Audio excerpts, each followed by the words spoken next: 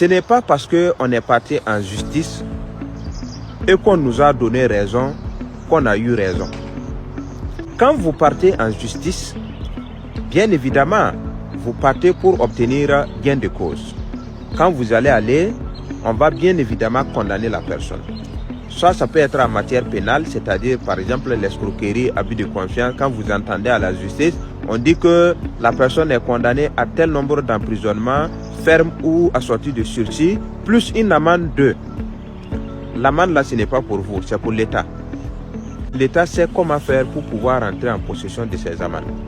Mais vous, la victime, une fois qu'on condamne la personne, vous avez souvent réclamé que vous avez subi un préjudice. Quand on condamne la personne est en prison.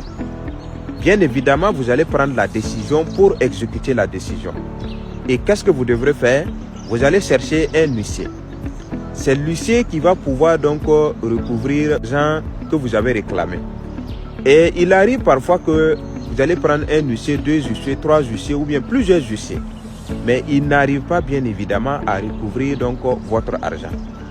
Soit la personne n'a rien. En ce moment, il faut attendre que la personne ait quelque chose avant de pouvoir donc recouvrir. Soit la personne a quelque chose, mais la personne refuse catégoriquement de quitter la décision. L'huissier doit évidemment produire un document qui atteste que la personne refuse d'exécuter la décision et ça va repartir bien évidemment au parquet. En ce moment, si on lui avait condamné le tout à sortir de sursis, ça va être appelé maintenant le refus d'exécuter une décision de justice. En ce moment, il va se retrouver en prison. Mais s'il se retrouve en prison et qu'il n'a rien, ça va être compliqué. Cela, nous, on dit souvent que un mauvais arrangement vaut mieux qu'un bon procès.